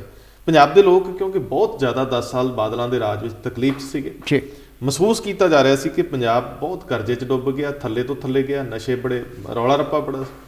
ਜਦੋਂ ਬੇਅਦਬੀ ਵਰਗੇ ਮਾਮਲੇ ਵੀ ਸਾਹਮਣੇ ਸੀ, ਲੋਕਾਂ ਨੇ ਇੱਕ ਵਿਅਕਤੀ ਨੂੰ ਜਿਹਨੇ ਦਾਅਵਾ ਕੀਤਾ ਸੀ ਕਿ ਮੈਂ ਇਨਸਾਫ ਦੇਵਾਂਗਾ, ਉਹਨੂੰ ਸੱਤਾ ਫੜਾਤੀ। ਹੁਣ ਉਹਦੀ ਜ਼ਿੰਮੇਵਾਰੀ, ਉਹਦਾ ਅਖਲਾਕੀ ਫਰਜ਼ ਸੀ, ਉਹਦੀ ਐਥੀਕਲੀ ਬਣਦਾ ਸੀ ਕਿ ਉਹ ਦਿਨ ਰਾਤ ਉੱਤੇ ਲੱਗੇ, ਸਭ ਤੋਂ ਪਹਿਲਾਂ ਰਿਜ਼ਲਟ ਦੇਵੇ। ਸਿਰਫ ਲਾਰੇ ਮਿਲੇ, ਕੈਪਟਨ ਅਮਰਿੰਦਰ ਸਿੰਘ ਕਾਮਯਾਬ ਨਹੀਂ ਰਹੇ। ਕੈਪਟਨ ਅਮਰਿੰਦਰ ਸਿੰਘ ਨੂੰ ਮੰਨਣਾ ਪਊਗਾ ਕਿ ਬਤੌਰ ਮੁੱਖ ਮੰਤਰੀ ਇਹ ਕਾਰਜਕਾਲ ਉਹਨਾਂ ਦਾ ਗਿਣਨਯੋਗ ਨਹੀਂ ਰਹੂਗਾ। ਜੇ ਉਹ ਟਾਈਮ ਪਾਸ ਕਰ ਗਏ ਤੇ ਵੱਖਰੇ ਹਾਲਾਤਾਂ 'ਚ ਕਰ ਗਏ। ਆਹ ਸਾਲ ਕਰੋਨਾ ਔਰ ਹੁਣ ਕਿਸਾਨੀ ਸੰਘਰਸ਼ ਨੇ ਉਹਨਾਂ ਨੂੰ ਬਚ ਕੇ ਨਿਕਲਣ ਦਾ ਰਸਤਾ, ਐਸਕੇਪ ਰੂਟ ਉਹਨਾਂ ਅਪਣਾਇਆ। ਜਿਹੜਾ ਸਭ ਤੋਂ ਔਖਾ ਸਵਾਲ ਜਿਹੜਾ ਇਹਨਾਂ ਦਾ ਮੂੰਹ ਚੜਾ ਰਿਹਾ ਸਿਆਸਤਦਾਨਾਂ ਦਾ, ਉਹ ਇਹ ਆ ਕਿ ਜੋ ਕੁਝ ਅਸੀਂ ਪਿਛਲੇ 35-36 ਦਿਨ ਤੋਂ ਸਿੰਘੂ ਸਰਹੱਦ ਦੇ ਉੱਤੇ, ਕੁੰਡਲੀ ਬੈਰੀਅਰ ਦੇ ਉੱਤੇ, ਟਿਕਰੀ ਬੈਰੀਅਰ ਦੇ ਉੱਤੇ ਵੇਖ ਰਹੇ ਹਾਂ, ਉਹ ਇੱਕ ਨਵਾਂ ਚਿਹਰਾ, ਜਿਹੜਾ ਕਹਿ ਸਕਦੇ ਕਿ ਜਿਹੜਾ ਚਿਹਰਾ ਕਿਸੇ ਸਮਾਜ ਨੂੰ ਅਗਵਾਈ ਦੇ ਸਕਦਾ, ਉਹ ਚਿਹਰਾ ਸਾਹਮਣੇ ਆ ਰਿਹਾ। ਉਹ ਚਿਹਰਾ ਇਹਨਾਂ ਨੂੰ ਬਾਰ-ਬਾਰ ਡਰਾ ਰਿਹਾ, ਕਿਉਂਕਿ ਉਸ ਚਿਹਰੇ ਦੇ ਵਿੱਚ, ਉਹ ਚਿਹਰਾ ਇੱਕ ਨਹੀਂਗਾ, ਉਹ ਚਿਹਰਾ ਇੱਕ ਨਹੀਂ, ਵਿਅਕਤੀ ਵਿਸ਼ੇਸ਼ ਨਹੀਂ ਨਿਕਲ ਸਕਿਆ, ਅਫਸੋਸ ਲੀਡਰਸ਼ਿਪ ਨਹੀਂ ਨਿਕਲ ਸਕੀ, ਇੱਕ ਸਾਂਝੀ ਜਦੋਂ ਸੱਥ ਵਰਗੀ ਜਿਹੜੀ ਸੰਸਥਾ ਕੋਈ, ਇਹੀ ਇਹਨਾਂ ਨੂੰ ਵਾਰਾ ਖਾਂਦਾ ਹੈ। ਦੇਖੋ, ਲੀਡਰਸ਼ਿਪ ਦੀ ਸਰਦਾਰ ਸਾਹਿਬ ਕੀ ਮੁਸ਼ਕਲ ਆ, ਉਹਨੂੰ ਲੱਗਦਾ ਹੈ ਕਿ ਕੋਈ ਬੰਦਾ ਵੱਡਾ ਨਾ ਹੋ ਜਾਏ। ਇਹਨਾਂ ਨੂੰ ਭੀੜਾਂ ਤੋਂ ਡਰ ਨਹੀਂ ਲੱਗਦਾ। ਲੇਕਿਨ ਇਹ ਆਪ ਤੇ ਵੱਡੇ ਹੋਣੇ ਚਾਹੁੰਦੇ ਨੇ ਨਾ। ਨਹੀਂ ਸਰਦਾਰ ਸਾਹਿਬ, ਭੀੜਾਂ ਨੂੰ ਵੰਡਣਾ ਹਾਂ ਕਿਸੇ ਲਈ ਔਖਾ ਨਹੀਂ ਹੁੰਦਾ। ਸਹੀ ਗੱਲ। ਭੀੜਾਂ ਨੂੰ ਤੁਸੀਂ ਵਰਗਲਾ ਸਕਦੇ ਹੋ। ਸਹੀ ਗੱਲ। ਇਹਨਾਂ ਨੂੰ ਫਿਕਰ ਉਦੋਂ ਲੱਗਦਾ ਕਿ ਕੋਈ ਲੀਡਰ ਨਾ ਮਿਲ ਜਾਏ। ਜਦੋਂ ਲੀਡਰ ਅਗਵਾਈ ਕਰਦੇ ਆ, ਅੱਜ ਸਾਡੇ ਲਈ ਇਹ ਸਥਿਤੀ ਖਰਾਬ ਹੈ। ਕਿਸਾਨੀ ਲੀਡਰ ਬਹੁਤ ਪਿਆਰੇ ਨੇ, ਉਹਨਾਂ ਨੇ ਇਸ ਲੜਾਈ ਨੂੰ ਲੜਿਆ, ਵਿਧੀਵਤ ਲੜਿਆ, ਡਿਸਪਲਿਨ ਰੱਖਿਆ, ਅਗਰੈਸਿਵ ਹੋਏ। ਜਦੋਂ ਲੋੜ ਪਈ ਇਹਨਾਂ ਨੇ ਬੈਕ ਫਰੰਟ ਵੀ ਚੁਣਿਆ। ਜੀ ਦੇਖੋ ਇਸ ਵੇਲੇ ਹਾਲਾਤ ਇਹ ਆ ਕਿ ਨਵੀਂ ਲੀਡਰਸ਼ਿਪ ਦੇ ਰੂਪ 'ਚ ਕੁਝ ਨੌਜਵਾਨ ਚਿਹਰੇ ਤੁਰਦੇ ਪਏ। ਇੱਕ ਨਹੀਂ, ਅਨੇਕਾਂ ਨੇ। ਮੈਨੂੰ ਦਰਜਨ ਤੋਂ ਵੱਧ ਲੋਕ ਐਸੇ ਨਜ਼ਰ ਆਉਂਦੇ ਜਿਨ੍ਹਾਂ 'ਚ ਕਣੀ ਹੈ, ਲੇਕਿਨ ਉਹਨਾਂ ਦੇ ਅੰਦਰ ਸਾਡੇ ਕੋਲ ਐਸਾ ਕੋਈ ਮੀਟਰ ਨਹੀਂ ਲਾ ਕੇ ਚੈੱਕ ਕਰ ਲਈਏ ਕਿ ਉਹਨਾਂ ਦੀ ਨੀਅਤ ਕਿਹੋ ਜਿਹੀ। ਸਹੀ ਗੱਲ। ਕਿ ਉਹ ਸਿਰਫ ਚੌਧਰ ਲਈ ਜਾ ਰਹੇ, ਕੈਮਰਿਆਂ ਲਈ ਜਾ ਰਹੇ, ਉਹਨਾਂ ਦੀ ਭਾਸ਼ਾ ਜਿਹੜੀ ਆ ਉਹ ਜੋ ਨਾ ਪੜਿਆ ਉਹਦੇ 'ਚੋਂ ਆ ਰਹੀ, ਜਾਂ ਨੀਅਤਨ, ਕਿਉਂਕਿ ਨੀਅਤ ਬੜੀ ਜ਼ਰੂਰੀ। ਜਿਹੜਾ ਬੰਦਾ ਇਸ ਖਿੱਤੇ ਲਈ ਕੁਝ ਕਰਨਾ ਚਾਹੁੰਦਾ ਹੈ ਉਹਨੂੰ ਕੁਰਬਾਨੀ ਕਰਨੀ ਪਊ। ਕਿਉਂਕਿ ਤੁਸੀਂ ਜਦੋਂ ਸਰਦਾਰ ਸਾਹਿਬ ਸੱਤਾ ਇਸ ਕਰਕੇ ਲੈਂਦੇ ਹੋ ਕਿ ਤੁਹਾਨੂੰ ਵਧੀਆ ਗੱਡੀ ਮਿਲ ਜੇ, ਵਧੀਆ ਘਰ ਮਿਲ ਜੇ, ਸਹੂਲਤਾਂ ਮਿਲ ਜਾਣ ਤੇ ਨੌਕਰ ਚਾਕਰ ਤੇ ਨਾਲ ਗਨਮੈਨ ਮਿਲ ਜਾਣ, ਫਿਰ ਸਿਰਫ ਤੇ ਸਿਰਫ ਚਿੱਟ ਕੱਪੜੀਏ ਬਣ ਕੇ ਰਹਿ ਜਾਂਦੇ ਹੋ। ਇੱਥੇ ਭਾਸ਼ਣ ਦਿੱਤਾ, ਉੱਥੇ ਡਿਕਟੇਸ਼ਨ ਦਿੱਤੀ। ਜਦੋਂ ਤੁਸੀਂ ਨਿੱਠ ਕੇ ਕੰਮ ਕਰਨਾ ਪੰਜਾਬ ਵਰਗੇ ਸੂਬੇ ਲਈ, ਤੁਹਾਨੂੰ ਹਰ ਨੁੱਕਰ 'ਚ ਝਾਤ ਮਾਰਨੀ ਪਊਗੀ, ਤੁਹਾਨੂੰ ਹਰ ਫਾਈਲ 'ਚੋਂ ਲੰਘਣਾ ਪਊਗਾ। ਕੀ ਸਾਡੇ ਕੋਲ ਐਸੇ ਲੋਕਾਂ ਦੀ ਟੀਮ ਬਣੀ ਜਿਹੜੇ ਇੱਥੇ 150, 200, 300, 400 ਅਫਸਰਾਂ ਦੀ ਟੀਮ ਜਿਹੜੀਆਂ ਮੁਸ਼ਕਲਾਂ ਸਾਡੇ ਦਰਪੇਸ਼ ਨੇ, ਕੀ ਉਹਨਾਂ ਦਾ ਸ਼ੁਰੂ ਤੋਂ ਕਿੱਥੋਂ ਤੁਰੀਆਂ ਨੇ, ਆਖਰ ਉਹਨਾਂ ਦੀ ਤਹਿ ਤੱਕ ਜਾਣ ਲਈ ਤੇ ਫਿਰ ਸਾਨੂੰ ਕੋਈ ਚਾਹੀਦਾ ਨਾ ਸਿਸਟਮ। ਨਹੀਂ ਸਰਦਾਰ ਸਾਹਿਬ, ਜਦੋਂ ਤੁਹਾਡੇ ਕੋਲ ਆਈਐਸ ਅਫਸਰ, ਆਈਪੀਐਸ ਅਫਸਰ ਜੀ, ਤੁਹਾਡੇ ਕੋਲ ਪੀਸੀਐਸ ਤੇ ਪੀਪੀਐਸ ਜਿਹੜੇ ਇਹ ਕਾਡਰ ਨੇ ਜੀ, ਇਹਦੇ ਅਫਸਰ ਨੇ, ਔਰ ਉਹ ਪੜ੍ਹੇ ਲਿਖੇ ਲੋਕ ਆ, ਉਹਨਾਂ ਦਾ ਆਪਣਾ ਕੋਈ ਅੱਜ ਕੱਲ੍ਹ ਤਾਂ ਚਲੋ ਧੜੇ ਬਣ ਗਏ, ਅਦਰਵਾਈਜ਼ ਉਹਨਾਂ ਦਾ ਕੋਈ ਧੜਾ ਨਹੀਂ ਹੋਣਾ ਚਾਹੀਦਾ ਜੀ। ਸੋ ਸਵਾਲ ਤੇ ਇਹ ਸੀ ਕਿ ਜਿਨ੍ਹਾਂ ਨੇ ਸੱਤਾ ਦੇਣੀ ਹੈ, ਜਿਹੜੇ ਰਾਜ ਕਰਨ ਵਾਲੀ ਧਿਰ, ਜਿਹੜੇ ਚੁਣ ਕੇ ਆ ਜਾਣਗੇ, ਉਹ ਉਹਨਾਂ ਦੀ ਵਰਤੋਂ ਕਰ ਪਾਉਂਦੇ ਕਿ ਨਹੀਂ ਜੀ। ਵਰਤੋਂ ਉਸੇ ਸਥਿਤੀ 'ਚ ਹੋਊਗੀ ਜਦੋਂ ਤੁਹਾਡੀ ਨੀਅਤ ਨਿੱਠ ਕੇ ਕੰਮ ਕਰਨ ਦੀ ਹੋਊਗੀ। ਜੇ ਪ੍ਰਕਾਸ਼ ਸਿੰਘ ਬਾਦਲ ਵਾਂਗ ਤੁਸੀਂ ਸਿਰਫ ਤੇ ਸਿਰਫ ਸੰਗਤ ਦਰਸ਼ਨ ਕਰਨੇ, ਪਿੰਡਾਂ ਦੀਆਂ ਸੱਥਾਂ 'ਚ ਜਾ ਕੇ ਚੈੱਕ ਵੰਡਣੇ, ਕੈਪਟਨ ਅਮਰਿੰਦਰ ਸਿੰਘ ਵਾਂਗ ਚੁੱਪ ਕਰਕੇ ਅਫਸਰਾਂ ਦੇ ਆਸੇ ਤੁਰਨਾ, ਸਵਾਲ ਤਾਂ ਇਹ ਆ ਕਿ ਕੋਈ ਧਿਰ ਇਹੋ ਜਿਹੀ ਹੈ ਜਿਹੜੀ 20 ਬੰਦਿਆਂ ਦੀ, ਮੰਤਰੀਆਂ ਦੀ ਟੀਮ ਨਾਲ, 18 ਬੰਦਿਆਂ ਦੀ ਟੀਮ ਨਾਲ ਦਿਨ ਰਾਤ ਜੁਟੇ, ਸਾਰੇ ਐਮਐਲਏ ਕੰਮ ਕਰਨ ਲਈ ਲੱਗਣ, ਹਰੇਕ ਪਿੰਡ ਲਈ ਹਰੇਕ ਤਰ੍ਹਾਂ ਦੀਆਂ ਮੁਸ਼ਕਲਾਂ ਨੇ, ਰੂਟ ਲੈਵਲ ਤੱਕ। ਜਿੰਨਾ ਚਿਰ ਤੁਸੀਂ ਸੱਤਾ ਵਿੱਚ ਆ ਕੇ ਕੰਮ ਨਹੀਂ ਕਰਦੇ, ਪੰਜਾਬ ਨੂੰ ਬਦਲਿਆ ਨਹੀਂ ਜਾ ਸਕਦਾ। ਮੈਨੂੰ ਇਹ ਫਿਕਰ ਆ ਕਿ ਜਿਹੜੇ ਲੋਕ ਸਾਨੂੰ ਨਜ਼ਰ ਆਉਂਦੇ ਉਹ ਸੱਤਾ ਲਈ ਆ ਰਹੇ ਆ ਜਾਂ ਸੇਵਾ ਲਈ ਆ ਰਹੇ। ਅਜੇ ਉਹਨਾਂ ਦਾ ਕੋਈ ਜਿਹੜਾ ਚਿਹਰਾ ਮੋਰਾ ਇਸ ਪੱਖੋਂ ਸਾਫ਼ ਨਹੀਂ ਹੋ ਰਿਹਾ ਜੀ। ਲੇਕਿਨ ਇੱਕ ਚੀਜ਼ ਜ਼ਰੂਰ ਹੈ ਕਿ ਜੋ ਇਸ ਵੇਲੇ ਇਹ ਜਿਹੜੇ ਬਾਹਰ ਸਿਆਸਤਦਾਨ ਆ, ਜਿਹੜੇ ਹੁਣ ਸਰਗਰਮ ਹੋਏ ਆ, ਜਿਨ੍ਹਾਂ ਨੇ ਅੱਜ ਦਸਤਕ ਦਿੱਤੀ ਹੈ, ਤੇ ਉਹਨਾਂ ਦਾ ਇਹ ਆ ਕਿ ਜੋ ਕੁਝ ਗਵਾਚ ਗਿਆ ਇਹ ਕਿਸੇ ਤਰ੍ਹਾਂ ਵਾਪਸ ਆ ਜਾਵੇ। ਲੇਕਿਨ ਹੁਣ ਉਹ ਵਾਪਸ ਲੈਣਾ ਕਿਹਦੇ ਕੋਲੋਂ ਆ ਜੀ? ਜਿਨ੍ਹਾਂ ਦਾ ਸਹੀ ਅਰਥਾਂ 'ਚ ਗਵਾਚਿਆ ਸੀ ਉਹ ਉੱਥੇ ਬੈਠੇ ਨੇ। ਉਹਨਾਂ ਦੀ ਇਸ ਵੇਲੇ ਜਿਹੜੀ ਹੈ, ਜਿਹਨੂੰ ਕਹਿੰਦੇ ਕਿ ਜੀਵਨ ਮਰਨ ਦਾ ਸਵਾਲ ਹੈ, ਉਹਨਾਂ ਨੂੰ ਲੱਗਦਾ, ਉਹਨਾਂ ਨੂੰ ਸਾਫ਼ ਹੈ ਕਿ ਸਾਡੀ ਇਹ ਤੋਂ ਬਾਅਦ ਅੱਗੇ ਹਨੇਰਾ ਹੀ ਆ। ਹੁਣ ਉਹ ਆਪਣੇ ਹਨੇਰੇ ਨੂੰ ਪਹਿਲਾਂ ਆਪ ਖਤਮ ਕਰਨ ਜਾਂ ਆਪਣੇ ਪੈਰ ਪੱਕੇ ਕਰਨ, ਫਿਰ ਇਹਨਾਂ ਦੀ ਗੱਲ ਸੁਣਨ ਜੀ। ਤੇ ਜੇ ਉਹਨਾਂ ਤੇ ਪੈਰ ਪੱਕੇ ਨਹੀਂ ਹੁੰਦੇ, ਮੰਨ ਲਿਆ ਜਿਸ ਤਰ੍ਹਾਂ ਤੁਸੀਂ ਕਿਹਾ ਕਿ ਵਿੱਚੋਂ ਭੀੜ ਨੂੰ ਵੰਡਣਾ ਸੌਖਾ ਹੋ ਜਾਂਦਾ, ਜੇ ਭੀੜ ਵੰਡੇਗੀ ਫਿਰ ਉਹਨਾਂ ਦੇ ਪੈਰ ਉਸੇ ਤਰ੍ਹਾਂ ਲੜਖੜਾਏ ਮਿਲਣਗੇ ਜੀ। ਔਰ ਦੂਸਰੀ ਗੱਲ ਇਹ ਹੈ ਕਿ ਜਿਹੜਾ ਸੜਕਾਂ ਬਣਾਤੀਆਂ, ਆਟਾ ਦੇਤਾ, ਦਾਲ ਦੇਤਾ, ਇਹ ਕਿਸੇ ਮਸਲੇ ਦਾ ਹੱਲ ਨਹੀਂ ਜਦ ਤੱਕ ਕਿਸੇ ਨੂੰ ਰੋਟੀ ਕਮਾਉਣ ਦੇ ਯੋਗ ਨਹੀਂ ਕੀਤਾ ਜਾਂਦਾ। ਬਿਲਕੁਲ ਠੀਕ ਹੈ। ਸਾਡੇ ਸਾਹਮਣੇ ਰੋਜ਼ ਬਿਆਨ ਆਉਂਦੇ ਨੇ, 50,000 ਬੰਦੇ ਨੂੰ ਨੌਕਰੀ ਮਿਲ ਗਈ, 5 ਲੱਖ ਨੂੰ ਮਿਲ ਗਈ। ਗਿਣਤੀ ਜਿਹੜੀ ਫਿਰ ਉੱਥੇ ਹੀ ਹੁੰਦੀ ਹੈ, ਗਿਣਤੀ ਤੇ ਕੋਈ ਘਟਦੀ ਨਜ਼ਰ ਨਹੀਂ ਆਉਂਦੀ। ਸਰਦਾਰ ਸਾਹਿਬ, ਸਭ ਤੋਂ ਮੁੱਢਲੀਆਂ ਲੋੜਾਂ ਇਹ ਹੈ ਕਿ ਤੁਸੀਂ ਇੱਕ ਸੁਰੱਖਿਅਤ ਸਮਾਜ ਦੇ ਰਹੇ ਹੋ। ਸੁਰੱਖਿਅਤ ਸਮਾਜ ਦੇ ਰਹੇ ਜੀ, ਜਿਹਦੇ ਵਿੱਚ ਲੋਕ ਡਰ ਤੋਂ ਬਿਨਾਂ ਜੀ ਸਕਣ। ਬਿਲਕੁਲ। ਦੂਜਾ ਸਵਾਲ ਇਹ ਹੈ ਕਿ ਕੀ ਤੁਹਾਡੀ ਆਪਣੇ ਲੋਕਾਂ ਕੋਲੋਂ ਟੈਕਸ ਵਸੂਲੀ ਦੇ ਇਵਜ਼ 'ਚ ਉਹਨਾਂ ਨੂੰ ਬਣਦੀਆਂ 2-3 ਸਹੂਲਤਾਂ ਨੇ ਉਹ ਦਿੱਤੀਆਂ ਜੀ। ਜੇ ਤੁਸੀਂ ਉਹਨਾਂ ਤੋਂ ਪੈਸੇ ਲੈ ਰਹੇ ਹੋ ਤੇ ਉਹਨਾਂ ਨੂੰ ਸਿਹਤ ਚੰਗੀ ਦਿੱਤੀ, ਕੀ ਤੁਹਾਡੀ ਐਜੂਕੇਸ਼ਨ ਜਿਹੜੀ ਹੈ ਪੂਰੀ ਤਰ੍ਹਾਂ ਸਰਕਾਰੀ ਖੇਤਰ 'ਚ ਚਰਮਰਾ ਗਈ, ਫਿਰ ਵੀ ਹਜ਼ਾਰਾਂ ਕਰੋੜ ਦਾ ਖਰਚਾ ਹਰ ਸਾਲ ਹੋਵੇ ਜੀ। ਬੱਚੇ ਲੋਕ ਪ੍ਰਾਈਵੇਟ 'ਚ ਪੜਾਉਣ, ਲੇਕਿਨ ਸਰਕਾਰ ਦਾ ਖਰਚਾ ਅੱਗੇ ਨਾਲ ਵੱਧਦਾ ਜਾਵੇ। ਤੁਸੀਂ ਇਸ ਨਾ ਅਹਿਲੀਅਤ ਨੂੰ ਕਿੱਥੋਂ ਫੜੋਗੇ? ਕੋਈ ਯੂਨੀਵਰਸਿਟੀ, ਕੋਈ ਕਾਲਜ ਸਾਡੀ ਰੈਂਕਿੰਗ 'ਚ ਨਹੀਂ ਆਉਂਦਾ। ਸਵਾਲ ਤਾਂ ਇਹ ਹੈ ਕਿ ਤੁਹਾਡੇ ਕੋਈ ਰਿਸਰਚ ਹੀ ਨਹੀਂ ਹੋ ਰਹੀ ਤੇ ਤੁਹਾਡੇ ਇੰਡਸਟਰੀ ਕਿੱਥੋਂ ਲੱਗ ਜਾਣੀ? ਗੱਲ ਤਾਂ- ਤੁਹਾਡੇ ਖਿੱਤੇ ਦੇ ਵਿੱਚੋਂ ਲੋਕ ਜਿਨ੍ਹਾਂ ਨੇ ਹਾਂ। ਮਿਹਨਤ ਕਰਨੀ, ਕੰਮ ਕਰਨੀ, ਉਹ ਚੁਣਦੇ ਆ ਦੂਜੇ ਰਾਹ। ਇਹੀ ਦਰਦ ਕਿਸਾਨੀ ਦਾ ਆ ਕਿ ਜਦੋਂ ਸਾਰਾ ਕੁਝ ਜਿਹੜਾ ਤੁਹਾਡਾ ਪ੍ਰੋਡਕਸ਼ਨ ਹੈ ਜਦੋਂ ਘਰਾਣਿਆਂ ਨੂੰ ਜਾ ਰਹੀ ਹੈ, ਉਹਨਾਂ ਦਾ ਦਰਦ ਵੀ ਇਹੋ ਹੀ ਹੈ ਨਾ ਜੀ। ਕਿ 5 ਰੁਪਏ ਵਾਲੀ ਕਿਲੋ ਵਾਲੀ ਗੋਭੀ ਜਿਹੜੀ ਬਾਅਦ ਚ 500 ਰੁਪਏ ਕਿਲੋ ਦੇ ਵਿਕਣ ਡਈ ਹੈ, ਜੀ। ਉਹਨਾਂ ਦਾ ਦਰਦ ਇਹੋ ਹੀ ਹੈ ਨਾ ਕਿ ਅਸੀਂ ਕਿੱਥੇ ਗਏ। ਸੋ ਇਹ ਸਾਰਾ ਦਰਦ ਜਿਹੜਾ, ਲੇਕਿਨ ਉਹ ਲੋਕਾਂ ਨੂੰ ਹੁਣ ਸਮਝ ਤੇ ਆ ਗਈ ਹੈ ਜਿਹੜੇ ਉੱਥੇ ਬੈਠੇ ਨੇ। ਆਖਰ ਉਹ ਫੈਸਲਾ ਕਨਸਟੀਟਿਊਸ਼ਨ ਅਸੀਂ ਕੋਈ ਕਰਕੇ ਨਹੀਂ ਤੁਰਾਂਗੇ। ਸਰਦਾਰ ਸਾਹਿਬ, ਉਹ ਆਪਣੇ ਦੁੱਖ ਚੋਂ ਨਿਕਲੇ ਆ, ਹਾਂ। ਉਹ ਦਰਦ ਚੋਂ ਨਿਕਲੇ ਆ। ਸਮਝਾਉਣੀ ਬਹੁਤ ਔਖੀ ਆ। ਹਾਂ। ਹਾਕਮ ਸਮਝਾਉਣਗੇ ਨਾ ਫੇਰ ਆ, ਸਮਝਾਉਂਦਾ ਕੋਈ ਨਹੀਂ। ਸਮਝਾਉਣਾ ਨਹੀਂ ਹੈ ਅੱਜ ਜਦੋਂ ਇਹ ਤੇ ਸਮਝਾਉਂਦਾ ਅੱਜ ਜੋ ਕੁਝ ਤੁਹਾਡੇ ਸਾਹਮਣੇ ਆ ਰਿਹਾ ਨਾ, ਇਹ ਵੀ ਅਜੇ ਨਵੇਂ ਸਾਲ ਦੇ ਜਿਹਨੂੰ ਅਸੀਂ ਕਹਿ ਦਿੰਦੇ ਨਾ ਸ਼ੁਰਲੀਆਂ ਨੇ ਕਿ ਧਿਆਨ ਵੰਡਣ ਵਾਲੀ ਕੋਸ਼ਿਸ਼ ਹੈ। ਕਿਉਂਕਿ ਆਖਰਕਾਰ ਜਿਹੜਾ ਉੱਥੇ ਸਾਰਾ ਕੁਝ ਧਿਆਨ ਖਿੱਚਿਆ ਗਿਆ, ਪੰਜਾਬ ਦਾ ਸਾਰਾ ਇੱਕ ਜਗ੍ਹਾ ਕੇਂਦਰਿਤ ਹੋ ਗਿਆ, ਉਸ ਧਿਆਨ ਨੂੰ ਵੰਡਣਾ ਵੀ ਹੈ ਨਾ, ਬਿਲਕੁਲ ਠੀਕ। ਆਪਣਾ ਵੀ ਦੱਸਣਾ ਵੀ ਅਸੀਂ ਵੀ ਹੈਗੇ ਆ, ਅਸੀਂ ਵੀ ਕੁਝ ਕਰਨਾ ਤੁਹਾਡੇ ਲਈ ਅਜੇ। ਇਹ ਨਵੇਂ ਸਾਲ ਦੀ ਪਹਿਲੀ ਇਹ ਅੱਜ ਦਿਨ ਹੈ ਔਰ ਇਸ ਦਿਨ ਦੇ ਉੱਤੇ ਤੁਸੀਂ ਸਾਰਿਆਂ ਨੇ ਕੋਈ ਨਾ ਕੋਈ ਸੋਚਿਆ ਹੋਊਗਾ ਕਿਵੇਂ ਕਿਵੇਂ ਅੱਗੇ ਚੱਲਣਾ ਹੈ। ਪਰ ਮੈਨੂੰ ਲੱਗਦਾ ਹੈ ਕਿ ਬਹੁਤ ਵਾਰੀ ਕੁਝ ਵੀ ਨਹੀਂ ਬਦਲਦਾ। ਜੇ ਬਦਲਦਾ ਹੈ ਤੇ ਉਹ ਮੌਸਮ ਬਦਲਦਾ ਹੈ, ਹਰ ਦਿਨ ਨਾ ਬਦਲਦਾ ਹੈ, ਤਰੀਕ ਬਦਲਦੀ ਹੈ, ਲੇਕਿਨ ਜੇ ਚਾਹੋ ਤੇ ਕੁਝ ਹੋ ਸਕਦਾ ਹੈ। ਮੈਨੂੰ ਲੱਗਦਾ ਕਿ ਜਿਹੜੀ ਇਹ ਲੜਾਈ ਹੈ ਇਹ ਜਿੱਤੀ ਜਾਂਦੀ ਹੈ ਜਾਂ ਜਿੱਤ ਵਰਗੀ ਸਥਿਤੀ ਚ ਆਉਂਦੀ ਹੈ। ਦੋਵਾਂ ਹਾਲਤਾਂ 'ਚ, ਦੋਵਾਂ ਹਾਲਾਤਾਂ 'ਚ ਸਾਨੂੰ ਪੰਜਾਬ ਦੇ ਵਿੱਚ ਅਗਲੀ ਲੜਾਈ ਲੜਨੀ ਪੈਣੀ ਹੈ ਤੇ ਉਹ ਲੜਾਈ ਨੌਜਵਾਨਾਂ ਨੇ ਲੜਨੀ। ਉਹ ਨੌਜਵਾਨ ਜਿਹੜੇ ਸਿਰਫ ਇਹ ਸੋਚ ਕੇ ਚੱਲਣ ਕਿ ਕੁਝ ਬਦਲਣਾ, ਤੇ ਜੇਕਰ ਸਿਰਫ ਆਪਣਾ ਹੀ ਭਵਿੱਖ ਬਦਲਣਾ ਹੈ ਤੇ ਸੱਤਾ 'ਚ ਆਉਣ ਲਈ ਤੇ ਸਾਰੇ ਹੀ ਆਉਂਦੇ ਆ ਨਾ, ਕਿ ਜਿਹੜਾ ਪਿੰਡ ਦੀ ਸਰਪੰਚੀ ਲੈ ਗਿਆ ਜਾਂ ਬਲਾਕ ਸੰਮਤੀ ਲੈ ਗਿਆ, ਜ਼ਿਲ੍ਹਾ ਪ੍ਰੀਸ਼ਦ ਲੈ ਗਿਆ, MLA ਬਣ ਗਿਆ ਜਾਂ ਮੈਂਬਰ SCPC ਬਣ ਗਿਆ, ਉਵੇਂ ਉਵੇਂ ਉਹਦਾ ਸਟੇਟਸ ਬਦਲਦਾ, ਹਾਲਾਤ ਬਦਲਦੇ ਆ। ਜੇ ਕੁਝ ਨਹੀਂ ਬਦਲਦਾ ਤੇ ਵਿਵਸਥਾ ਨਹੀਂ ਬਦਲਦੀ, ਲੋਕ ਚੁੱਪ ਕਰਕੇ ਜਹਾਜ਼ ਚੜ੍ਹ ਜਾਂਦੇ ਆ। ਮਾਂ ਪਿਓ ਹੌਲੀ ਹੌਲੀ ਸੋਚਦੇ ਆ ਬੱਚਾ ਥੋੜਾ 2 ਸਾਲ ਬਾਅਦ ਸੈੱਟ ਹੋ ਗਿਆ, ਰਹਿੰਦੀ ਜ਼ਮੀਨ ਜਾਇਦਾਦ ਵੇਚਣ ਦੀ ਸੋਚਣ ਲੱਗ ਪੈਂਦੇ ਆ। ਹਾਂ, ਖੜੇ ਨੇ ਇਸ ਵੇਲੇ ਲੋਕ।